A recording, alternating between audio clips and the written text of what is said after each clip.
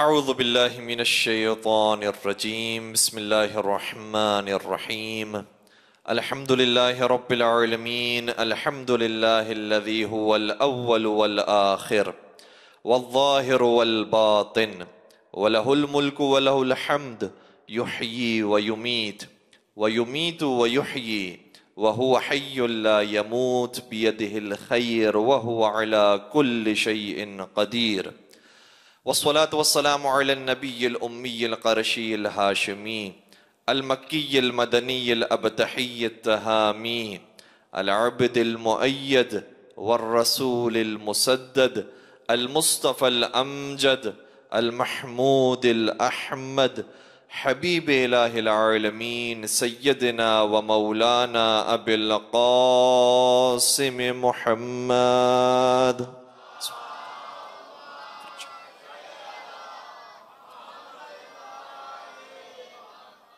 व अला अहलि बैतिहि अत्तय्यबीन अत्ताहिरीन अल-मअसूमीन अल-मज़लूमीन अल्लज़ीना अज़हबल्लाहु अन्हुमुर रिज्स व तह्हरहुम तत्हीरा।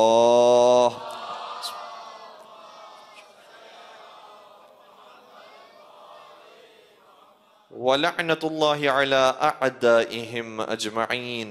अम्मा बअद फ़क़द क़ाल अल्लाहु तबारक व तआला फ़ी मुहकम किताबिहिल मजीद व फ़ुरक़ानिहिल हमीद। बिस्मिल्लाहिर रहमानिर रहीम। क़ुल ला अस्अलुकुम अलैहि अजरन इल्लल मवद्दत फ़िल क़ुरबा। दुरूद पढ़ दीजिए मोहम्मद व आले।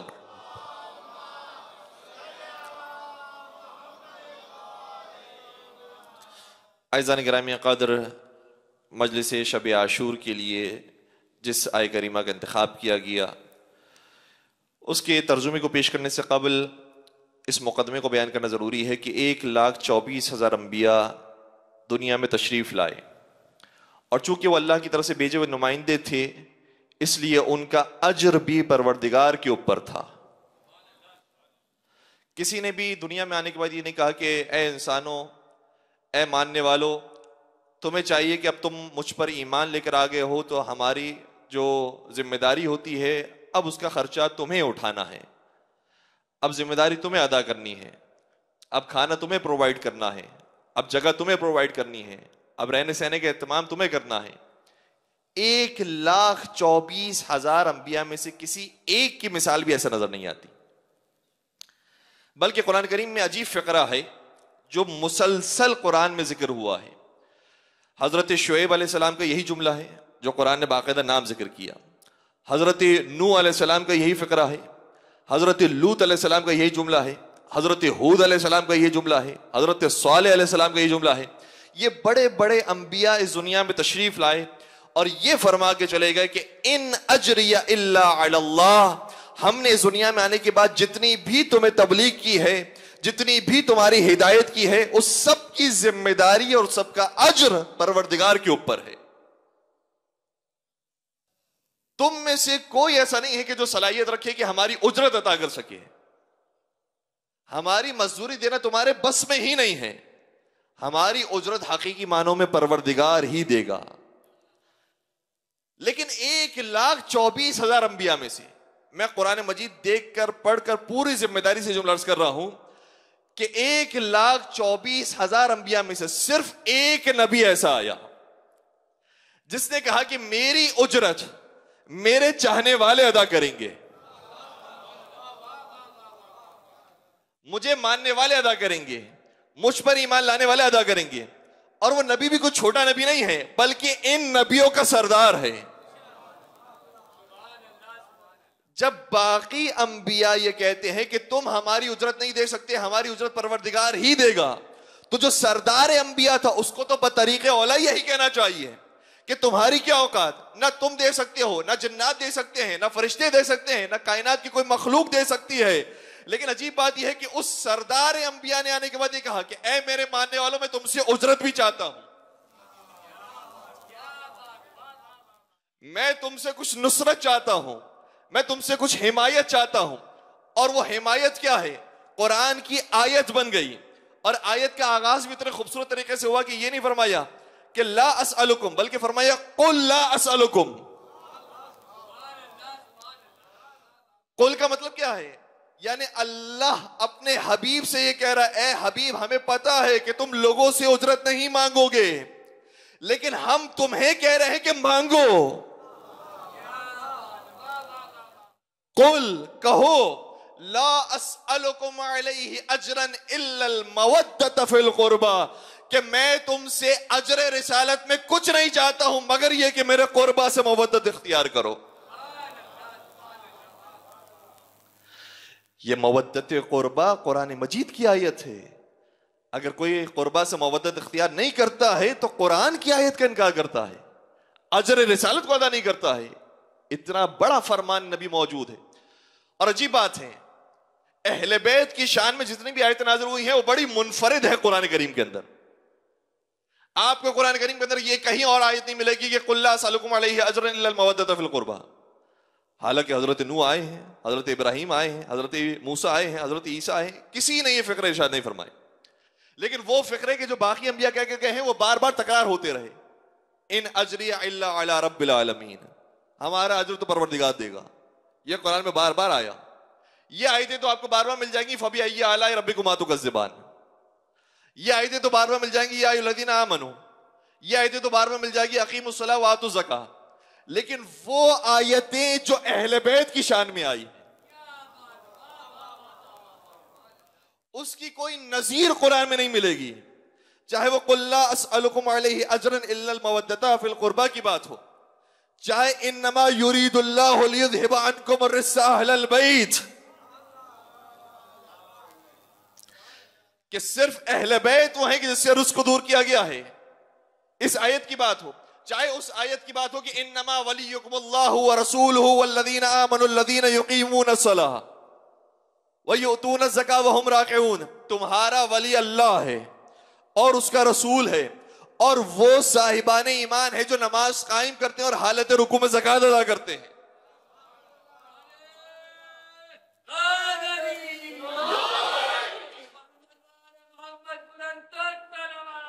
अल्लाहुम्मा सल्ली अला मुहम्मद व आले मुहम्मद। ये आयत भी पूरे कुरान में कहीं नहीं मिलेगी। फकुल ताअलू नदु अबनाअना व अबनाअकुम व निसाअना व निसाअकुम व अनफुसना व अनफुसकुम सुम्मा नब्तहिल फनजअल लअनतल्लाहि अलल काज़िमीन। ऐ ईसाइयों, अगर तुम्हारे पास हुज्जत आ जाने के बाद भी तुम मानने के लिए तैयार नहीं हो तो फिर हम अपने बेटों को लाएंगे, तुम अपने बेटों को लाओ। हम अपनी औरतों को लाएंगे, तुम अपनी औरतों को लाओ। हम अपने नफ्सों को लाएंगे, तुम अपने नफ्सों को लाओ। और फिर मुबाहिला करें और झूठों पर अल्लाह की लानत भेजें। ईसाइयों ने मुबाहिला की दावत तो ले ली लेकिन मुबाहिला नहीं किया। मुबाहिला नहीं करके जो लानत झूठों पर जाने वाली थी वो लानत रुक गई। मैं खुदा से सवाल करूंगा, फिर वो लानत कहां गई? शायद खुदा की तरफ से जवाब आएगा, हमने कह दिया है जो इनके मुकाबले पर आएगा उसी पर ही ये लानत नाजिल हो जाएगी। ये आयत बड़ी मुनफरिद है, ये पूरा कुरान में कहीं और नहीं मिलेगी। वो आयत बड़ी मुनफरिद है, वयुतइमून अत्ताम अला हुब्बिही मिस्कीनन व यतीमन व असीरा। कुछ अल्लाह के खासुल खास बंदे ऐसे भी हैं जो खुद भूखा रहते हैं और यतीम, मिस्कीन और असीरों को खाना खिलाते हैं। और दो आयतें तो बड़ी कमाल की आयतें हैं जो एक ही दिन में नाजिल हुई और पूरा कुरान में ये अंदाज आपको कहीं और नहीं मिलेगा। इरशाद हुआ, या अय्युहर रसूल बल्लिग मा उन्ज़िला इलैका मिर रब्बिक। ए रसूल, वो पैगाम पहुंचा दीजिए जो आप पर पहले ही नाजिल किया जा चुका है। और अगर आपने वो पैगाम नहीं पहुंचाया तो रिसालत का कोई काम अंजाम नहीं दिया और खुदा आपको लोगों के शर से महफूज रखेगा। और जब मौलाए मुत्तकियान की मौलाइयत का ऐलान कर दिया, फरमा दिया मन कुन्तु मौलाहु फ़हाज़ा अलियुल मौला, तो फिर आयत नाज़िल हुई, अल यौम अकमलतु लकुम दीनकुम व अतममतु अलैकुम निअमती व रज़ीतु लकुमुल इस्लाम दीना।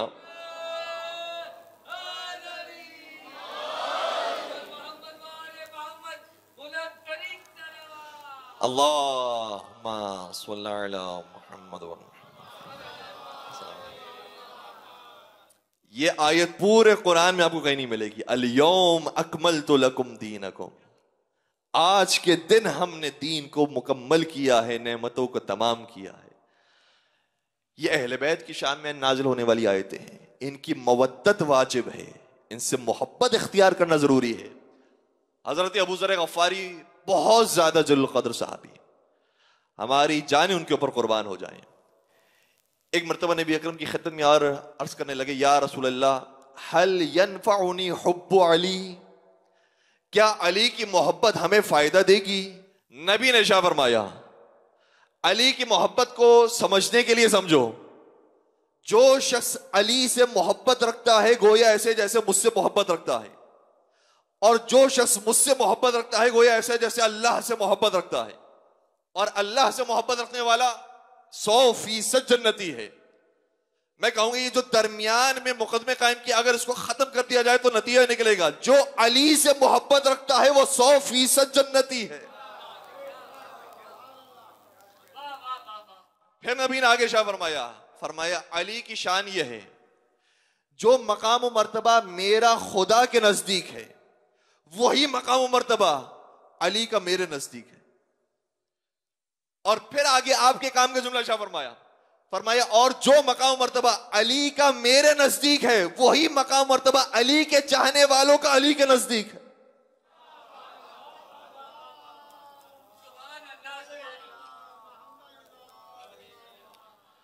क्या मकाम पाया है अली के चाहने वालों ने। इसीलिए तो नबी ने शाह फरमाया था, ला युहिब्बुका इल्ला मुमिन वला युबग़िज़ुका इल्ला मुनाफिक। अली से मुमिन के अलावा कोई मोहब्बत नहीं कर सकता और मुनाफिक के अलावा कोई दुश्मनी नहीं रख सकता। लोग कहते हैं कि अली इब्न अबी तालिब कुल्ले ईमान थे, अमीरुल मोमिनीन थे या नहीं थे। और बाज़ तो आगे तारीख में ऐसे मुग़ल्लज़ात बके हैं कि जिसके बाद अली के ईमान पर लोग शक करने लगे हैं। मैं कहूंगा अली के ईमान पर शक ना करो, अली तो वो हैं, अगर उनके ईमान पर शक किया गया तो तुम्हारे ईमान पर शक हो जाएगा, क्योंकि अली की मोहब्बत तुम्हारे ईमान की पहचान है। अली की मोहब्बत तुम्हारे ईमान की पहचान है। बस अजीजों, ये मासूमीन है, ये अहले बैत का मकाम मर्तबा है जो परवरदिगार आलम ने दुनिया में हमें समझाने के लिए दिया है। एक और मकाम मर्तबा है अहले बैत का कि जो आखिरत के लिए महफूज रखा है, और वो है मकाम शफाअत का।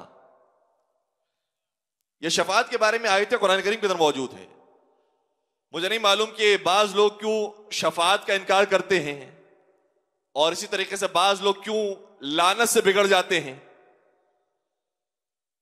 जबकि शफाअत का जिक्र भी कुरान में आया है और लानत का जिक्र भी कुरान में आया है। बस बात यह है कि शफाअत हक है मोहम्मद वाले मोहम्मद का, और जो मोहम्मद वाले मोहम्मद के मुकाबले में आया है उसी पर ही लानत है।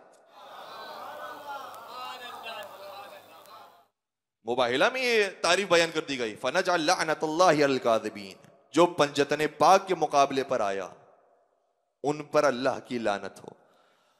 तो लानत का इनकार करने वाला वही होगा जो वाक़े मुबाहिला का इनकार करते हैं, और इसी तरीके से शफाअत का इनकार करने वाला वो होगा जो कुरान की इन आयतों का इनकार कर दे कि कुरान ने बार बार कहा, आयतुल कुर्सी के अंदर ही फरमाया है, फमन ज़ल्लज़ी यशफ़उ इंदहु इल्ला बिइज़्निह, कौन है जो शफाअत कर सकता है क़यामत के मैदान में मगर ये कि उसको अल्लाह की इजाजत मिल जाए।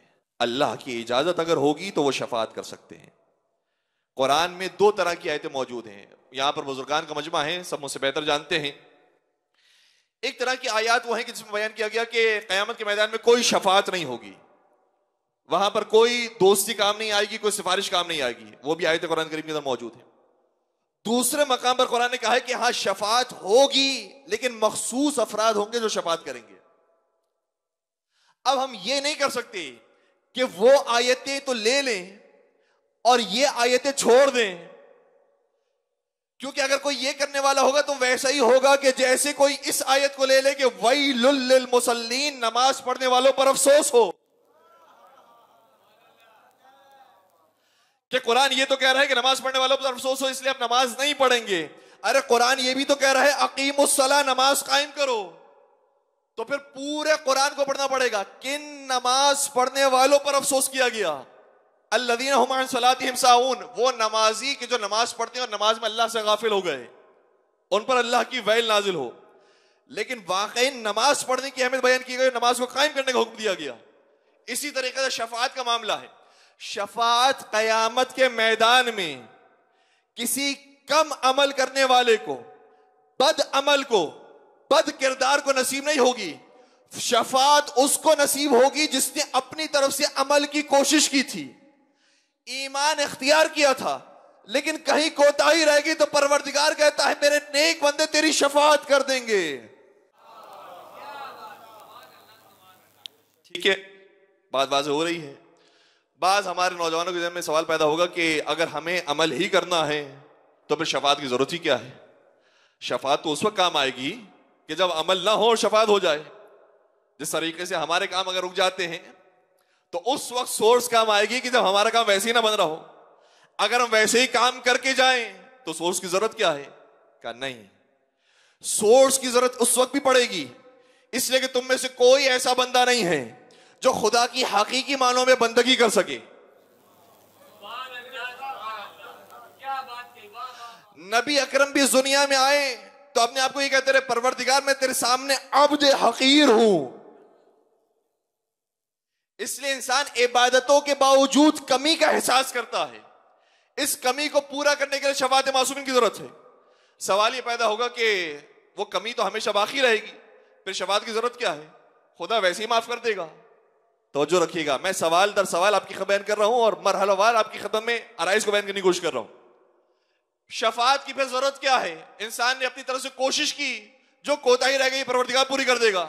क्या नहीं, जिस तरीके से तुम्हारे जहनों में यह अकीदा मौजूद है कि खुदा की रहमत ना हो तो तुम्हारी इबादतें कबूल नहीं हो सकती, इसी तरह परवरदिगार यह अकीदा कायम करना चाहता है कि अगर खुदा के नेक बंदों की सिफारिश और शफाअत ना हो तुम्हारी इबादतें कबूल नहीं हो सकती। यानी मैं कहना ही चाह रहा हूं कि जिस तरह से रहमत रब्बुल आलमीन इबादतों की कबूलियत के लिए जरूरी है, इसी तरीके से शफाअत मासूमीन भी इबादतों की कबूलियत के लिए जरूरी है।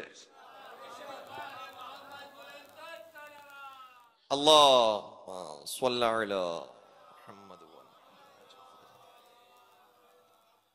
इसीलिए शफाअत मासूमीन को रखा गया और परवरदिगार सारे बंदों को वैसे ही माफ कर सकता था। शफाअत के अकीदे के दरमियान में जरूरत नहीं थी। खुदा के पास पूरी ताकत और इख्तियार मौजूद है कि जिसको माफ करना चाहे माफ कर सकता है। खुदा की अदल अदालत के मुताबिक जो माफी के दर्जे तक पहुंच जाए उसको खुद परवरदिगार माफ कर सकता है। शफाअत के दरमियान में जरूरत नहीं थी। फिर शफाअत को रखा क्यों गया?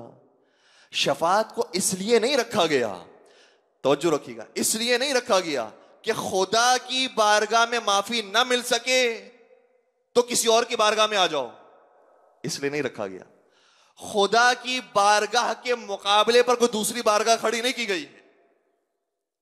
खुदा के सिस्टम और निजाम के सामने कोई और सिस्टम खड़ा नहीं किया गया है, बल्कि खुदा ही ने शफाअत का उसूल इसलिए कायम किया ताकि तुम शफाअत के जरिए उन हस्तियों के मकाम को पहचानो जो शफाअत करने वाले हैं।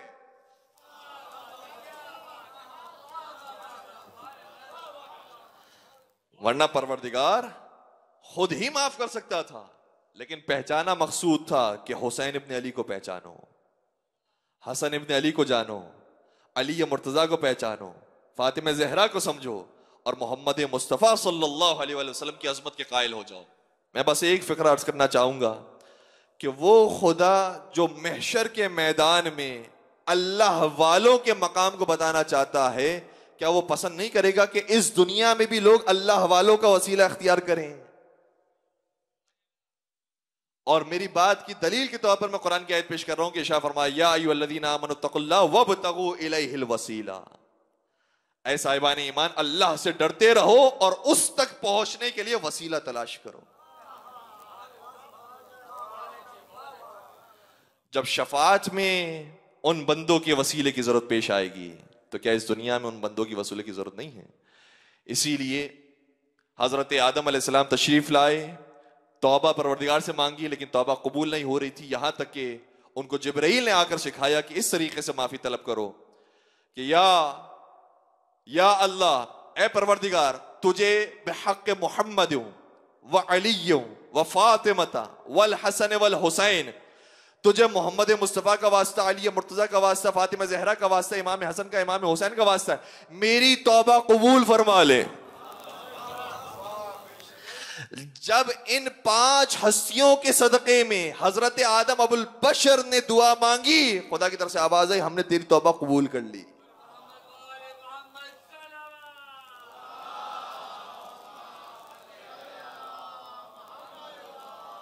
बस मैं फ़िक्रा ही अर्ज करना चाहता हूं कि वो हस्तियां जिनके सदक़े में हमारे बाप दादा की दुआ कबूल हुई हो, क्या हमारी आपकी दुआएं उनके सदक़े में कबूल नहीं होंगी? अपनी दुआओं के लिए वसीला तलाश करे पंजतन पाक को, और यही शफाअत करने वाले हैं मैदान के अंदर। अब इस सवाल की तरफ आते हैं जो हमारे नौजवानों के जहनों में पैदा होता है कि अगर शफाअत मासूमी नसीब होने ही वाली है तो फिर अगर हम अमल में कोताही कर लें तो क्या फर्क पड़ता है, अगर हम कम अमल अंजाम दें तो क्या फर्क पड़ता है। एक बहुत बड़े शायर अहले बैत थे, ईरान के शायर थे जिनका नाम हाजिब था। एक मुशायरे के अंदर बड़े बड़े कसीदे उन्होंने पेश किए, जिसमें से एक बैत ये था, क्या लगे, हाजिब अगर दरहश मामले बा अलीस मन जामिनम तू हर च बिखाई गुनाह कुन। कहने लगा कि कसीदा हो रहा था, मुशायरा हो रहा था, कहने लगा कि अगर तुम्हें मालूम है कि कयामत के मैदान में मुआमला करने के लिए अली की मोहब्बत काम आएगी जो ईमान और कुफ्र का फैसला करेगी, अली ही का वसीला काम आएगा जो फैसला करेगा कि तुम जन्नती हो जहन्नमी हो, तो फिर फर्क क्या पड़ता है कि तुम अमल करो या ना करो, फिर जितने गुनाह करने गुनाह करो, अली तुम्हें माफ कर देंगे। जैसे ये शेर कहे, रात में जब सोया है तो ख्वाब में मौला मुत्तकियां तशरीफ लाए और बहुत गजबनाक हालत में देखा हाजिब को और कहा कि ये तूने क्या शेर पढ़ा है, अपने शेर की इस्लाह कर ले। कहा मौला आपका जो हुक्म है आप फरमाइए, मैं क्या कहूं? क्या ये शेर कहो। और अब अली इब्न अबी तालिब ने शेर सिखाया और फारसी जबान में उसके शेर की इस्लाह की। फरमाया हाजिब अगर दर हश्र मामले बालीस शर्म अज रुखे अली कुन व कमतर गुनाह कुन। ए अली के चाहने वालों, अगर मामला हश्र का अली के सामने पेश होने वाला है तो अली से थोड़ी शर्म और हया करो और जितने कम गुनाह कर सकते हो कम करो।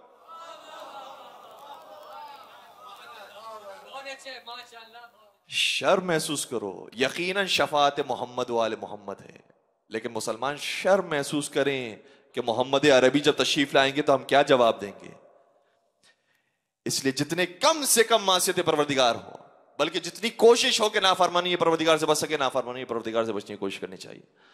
अपने आप को मोती परवरदिगार बना ले। आज हम हुसैन इब्न अली का जिक्र करने के लिए जमा हुए हैं। मौला हुसैन की कुनियत यह है, अबा अब्दुल्ला कहा जाता है। हम क्या कहते हैं? अस्सलामु अलैका या अबा अब्दुल्ला, ए अबा अब्दुल्ला पर हमारा सलाम हो। सवाल यह पैदा होता है कि कुनियत तो उस वक्त अबा अब्दुल्ला बनती है जब उनके फर्जन का नाम अब्दुल्ला हो। उनके बेटे का नाम तो अली अकबर है, उनके बेटे का नाम तो अली ज़ैनुल आबिदीन है, फिर अबा अब्दुल्ला क्यों कहा जाता है? उलमा ने वजह बयान की। कहा वजह यह है कि अरबी जबान में कभी किसी को अबा के नाम से इसलिए पुकारा जाता है क्योंकि वो उस चीज का बादशाह होता है, उस फन का माहिर होता है, उस चीज का सैयद और सरदार होता है। हुसैन इब्न अली की कुनियत है अबा अब्दुल्ला। अब्दुल्ला का मतलब होता है अल्लाह का बंदा। तो जो अल्लाह की बंदगी के अंदर बादशाहत का मकाम रखता हो उसे हुसैन इब्न अली कहा जाता। इसीलिए किसी शायर ने क्या खूब कहा था कि है बंदगी के देश में सबसे बड़ा हुसैन, है बंदगी के देश में सबसे बड़ा हुसैन, करता रहा है उसके लिए क्या से क्या हुसैन, करता रहा है उसके लिए क्या से क्या हुसैन। लब्बैक लोग कहते हैं परवरदिगार को और परवरदिगार कहता है लब्बैक या हुसैन, लब्बैक या हुसैन, लब्बैक या हुसैन।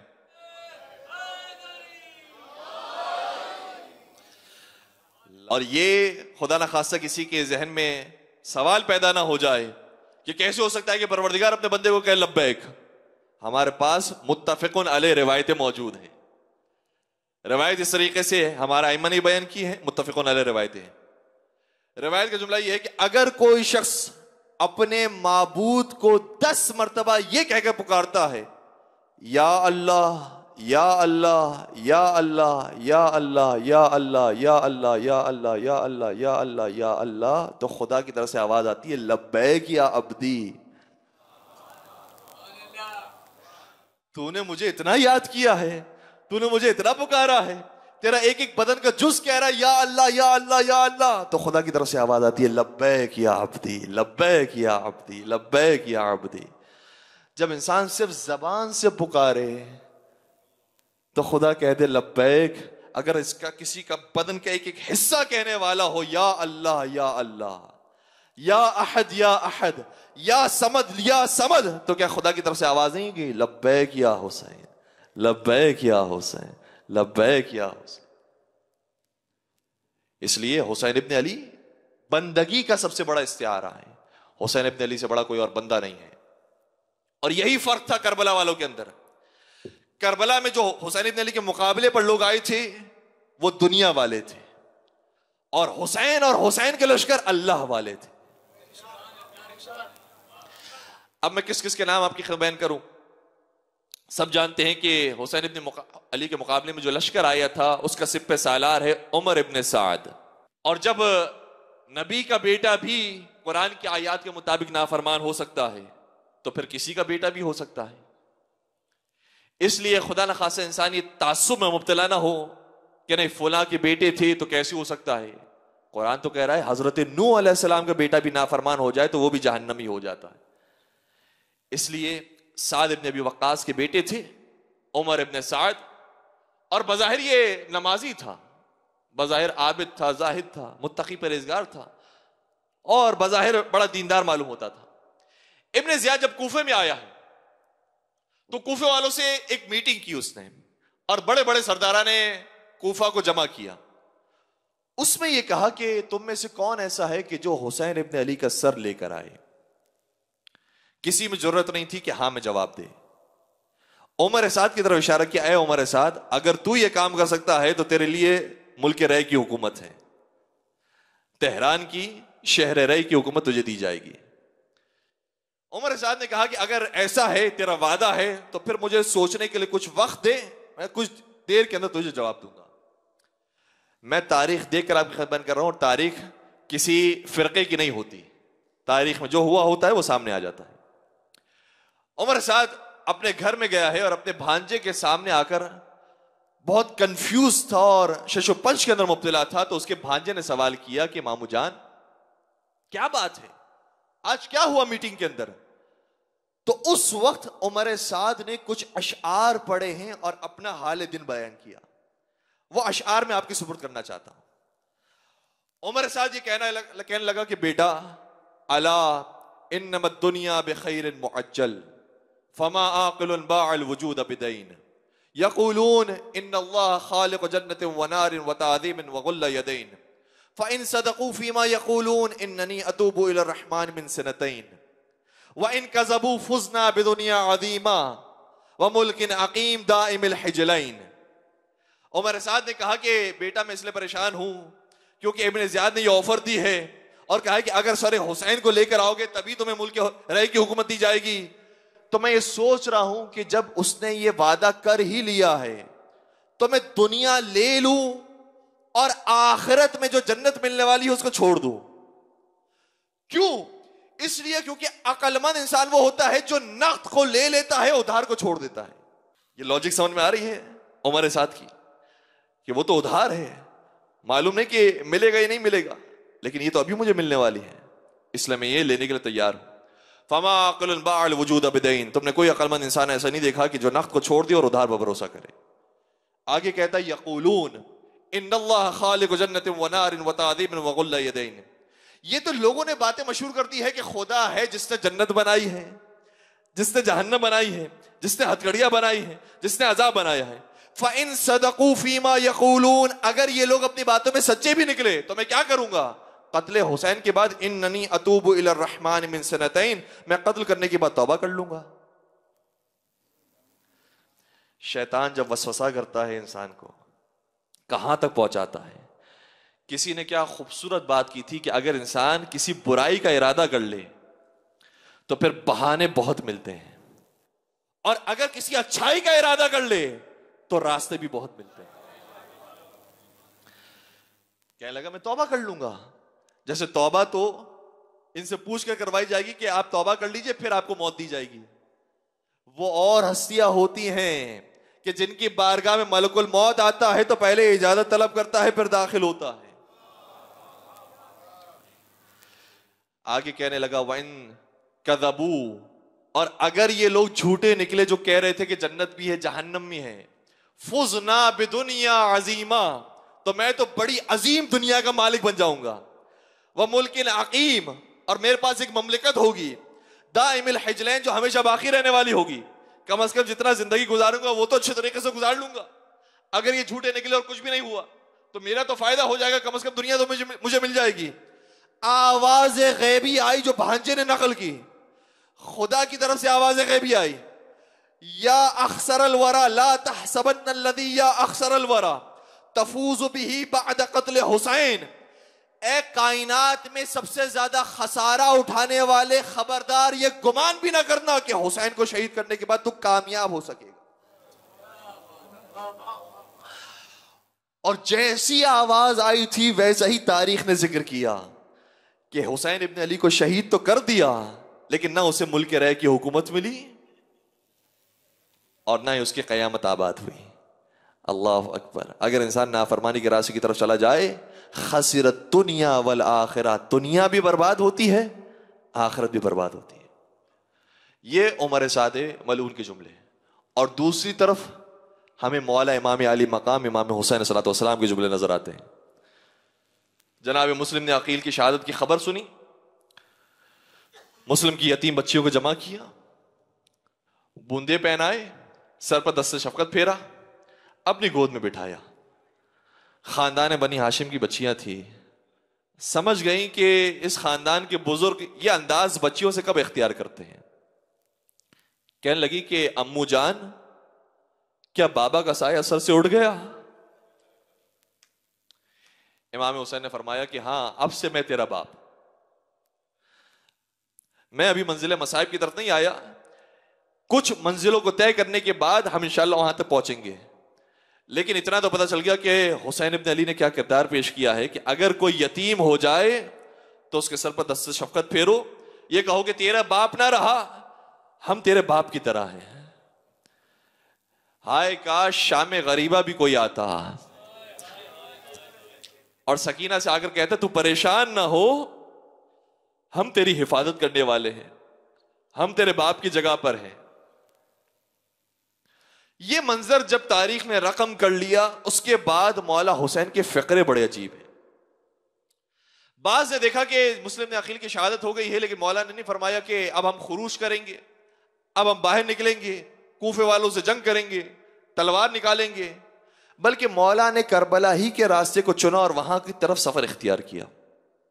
तो बहुत सारे लोग वहां पर समझ गए कि अब इसका मतलब यह हुआ कि इमाम हुसैन शहीद होने के लिए जा रहे हैं, बैतुल माल जमा करने के लिए नहीं जा रहे। यहां जंग के अंदर सिर्फ मौत ही मौत है, कोई बैतुल माल, माल गनीमत नहीं मिलने वाला। बहुत सारे लोग यहां से हुसैन इब्न अली को छोड़कर चले गए।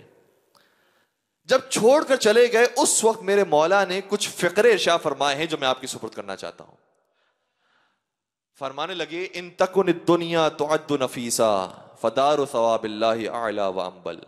वो उमर साद के जुमले थे कि अगर मैंने हुसैन इब्न अली को शहीद कर दिया तो मुझे नख्त मिल जाएगा और दुनिया मिल जाएगी। इमाम ने गोया उसके जवाब में, शिकवा के जवाब में जवाब शिकवा कहा कि तू ये समझ रहा है कि तुझे नख्त मिलने वाला है और कयामत उधार है। याद रख, अगर किसी की निगाह में दुनिया कोई कीमती चीज है तो वो जन्नत जिसे खुदा ने वाकई कीमती बनाया है वो कितनी आला होगी। ये तसव्वुर कर कि दुनिया तेरी निगाह में जब इतनी कीमती है, जिसका नाम ही पस्त है, जिसका मतलब ही गिरी हुई है, जब वो तेरी निगाह में इतनी अच्छी है, तो वो जन्नत जिसे वाक़ई परवरदिगार ने बाग बनाया है, वो कितनी अजीम चीज होगी। फिर आगे शाह फरमाया व इन तकुनिल अबदान लिल मौती उनशियत। दोबारा जवाब दिया जा रहा है गोया उमर साहब की बात का।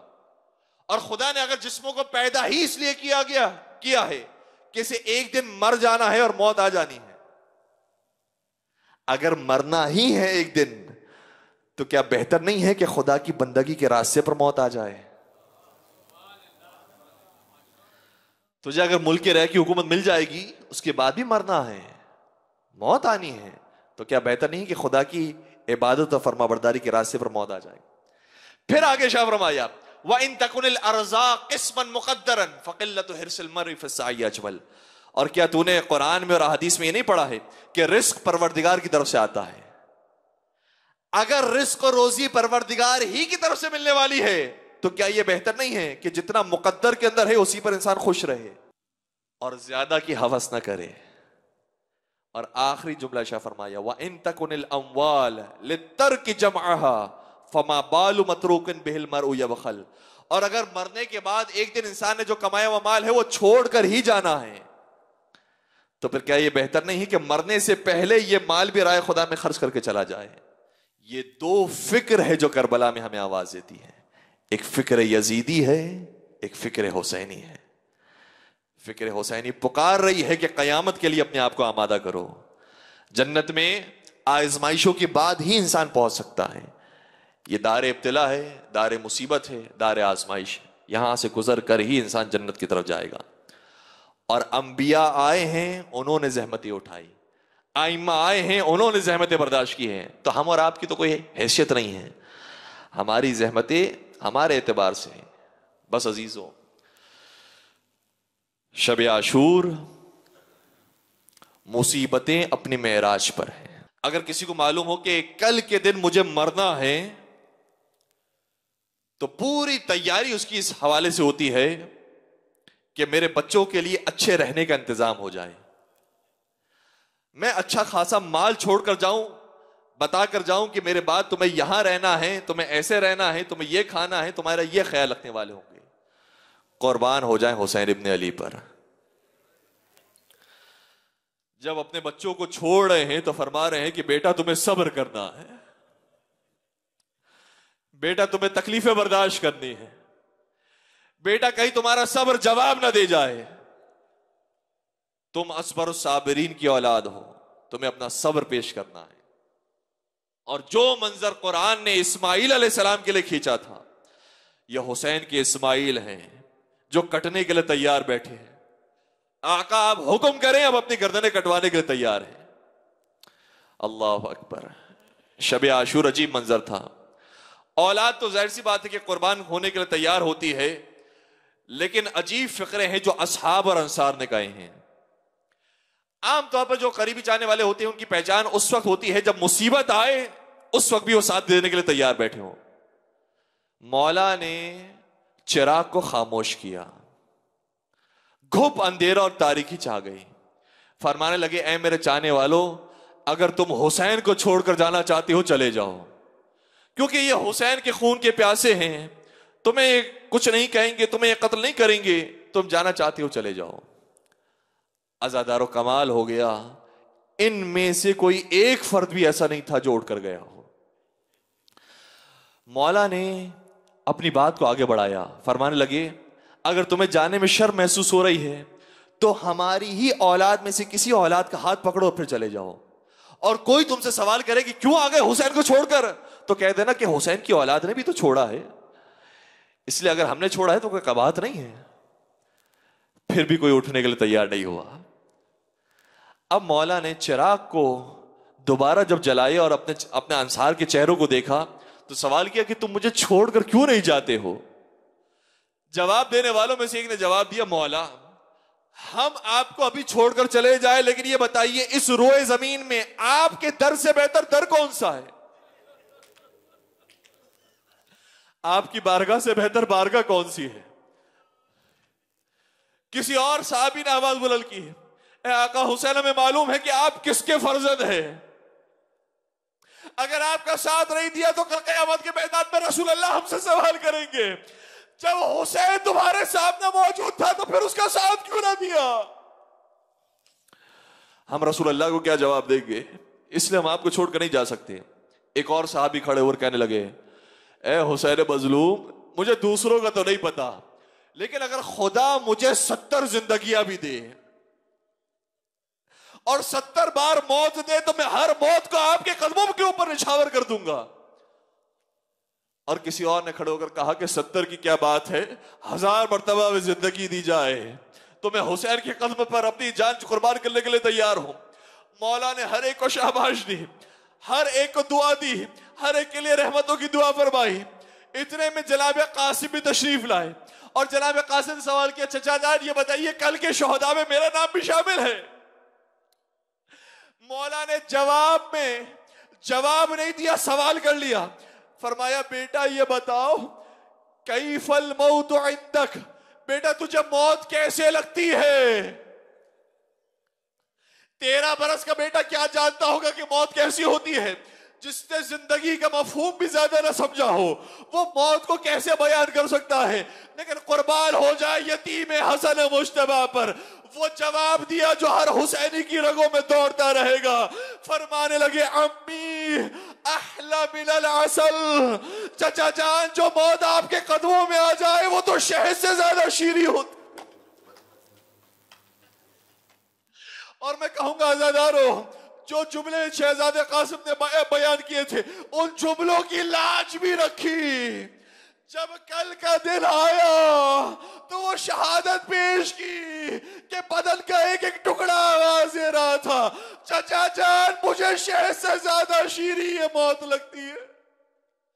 अजरकुम अल्लाह। अज़ादारों, आवाजों को आजाद कीजिएगा। कुछ बीबियां हैं जो इन आवाजों को सुनने के लिए आती है। मेरे भाई का मातम करने वाले मौजूद हैं, मेरे बाप का मातम करने वाले मौजूद हैं। शायद रसूल अल्लाह आते हो और कहते हो ये मेरे हुसैन के अज़ादार मौजूद। अज़ादार शब आशूर मौला हुसैन की और शहजादी ज़ैनब कुबरा की खुसूसी खेमे के अंदर गुफ्तगू हो रही थी। एक सहाबी कहते हैं कि मैं वहां की निजाफत पर मामूर था और वहां अपना काम अंजाम दे रहा था कि मैंने एक अजीब फिक्रा बीबी की ज़बान से सुना। बीबी फरमाने लगी, भैया हुसैन, तुमने अपने असहाब का इम्तिहान तो ले लिया है ना? कहीं ऐसा तो नहीं है कि कल जब कुर्बानी के दिन आ जाए तो ये हमारा साथ छोड़कर चले जाए?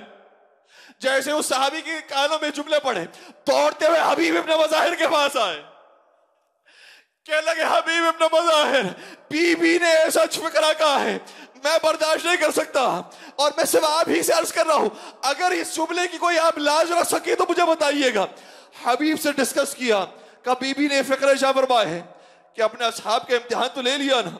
हबीब ने मज़ाहिर ने जुमले सुने। अब मौला अब्बास के पास नहीं आए, हजरत अली अकबर के पास नहीं आए, क्योंकि ये तो खानदान बनी हाशिम से होते थे। सवाल तो असहाब का था, इसलिए सारे सहाबियों को जमा किया। ज़ुहैर कैन आ गए, मुस्लिम ने हौसजा आ गए, जौन आ गए, सारे असहाब जमा हो गए और सारे असहाब जवानाने बनी हाशिम के पास आए। जवानाने बनी हाशिम घबरा गए, कब बाज क्या है, माजरा क्या है? कब बीवी को हमारी कुर्बानी पर भरोसा नहीं है, बीबी से ही जाकर ये फिक्रे फरमा दीजिए, अगर वो आज रात हमें कुर्बानी का हुक्म दे, हम अपनी गर्दनें आज रात कटवा दे, अपनी गर्दनें आज रात कटवा दे। जब मौला हुसैन तक ये फिक्रा पहुंचा, मौला हुसैन बाहर तशरीफ लाए, सबको दुआएं दी और कहा कि हमें तुम्हारी वफादारी पर पूरा भरोसा है। अज़ादारों, जब आशूर के दिन आया तो आपने वफादारियां देख ली। बस मैं एक और रिवायत बयान करके आपकी ज़हमत को तमाम करूंगा। इसी रात की तारीकी में बुरैर हमदानी गुफ्तगू कर रहे थे और अब्दुल्ला अंसारी ये कहते हैं कि बुरैर हमदानी की गुफ्तगू के अंदर कुछ मिज़ाह मौजूद था। मैंने कहा कि आज की रात तो रोने की रात है, आज की रात तो कुर्बानी देने की रात है और तुम मिजाह कर रहे हो, तुम्हें क्या हो गया है? कहने लगा कि बस एक रात का फासला है, मुझे अपनी सारी जिंदगी की इबादतों का फिर सिला नजर आएगा। मैं रसूल अल्लाह की आगोश में होऊंगा, मैं अली मुर्तजा की जवार में होऊंगा, बस एक रात का फासला है। मैं कहूंगा हाँ, तुम्हारे लिए एक रात का फासला है, लेकिन लेकिन हुसैन मजलूम के लिए एक रात और आधे दिन का फासला है। तुम्हें तो सुबह होते ही कुर्बान हो जाना है, लेकिन हुसैन असरे आशूर तक प्यासे रहेंगे, उन्हें असरे आशूर शहादत मिलेगी। अज़ादारों, एक हुसैन है कि जो असरे आशूर कुर्बान होंगे, और एक 6 महीने के अली असगर अजरुकुम अल्लाह। इस शहजादे पर अपनी आवाजों को बुलंद कर दीजिएगा। हर एक के अंदर इस्तिदाद होती है प्यास बर्दाश्त करने की। जो जवान होते हैं ज्यादा प्यास बर्दाश्त कर सकते हैं, जो ज्यादा ताकतवर होते हैं ज्यादा प्यास बर्दाश्त कर सकते हैं, लेकिन कुर्बान हो जाए उस 6 महीने के लिए जिसने उतनी ही प्यास बर्दाश्त की जितनी मौला हुसैन ने बर्दाश्त की। और जब प्यास बुझी तो ऐसे बुझी कि और मला का तीर चला। बच्चा एक कान से दूसरे कान तक ज़िबा हो गया। जब आप अली असगर के मसाइब सुन नहीं सकते, अली असगर की मां ने अपने बेटे को कैसे देखा होगा। इसीलिए अपने 6 महीने के बच्चे की लाश को देखकर फरमाया, मौला क्या इस उम्र के जानवर भी ज़िबा किए जाते हैं, जो मेरे 6 महीने के असगर को भी ज़िबा कर दिया। अरे जानवर भी ये उम्मत ज़िबा नहीं करती, लेकिन औलादे रसूल को 6 महीने में ज़िबा कर दिया।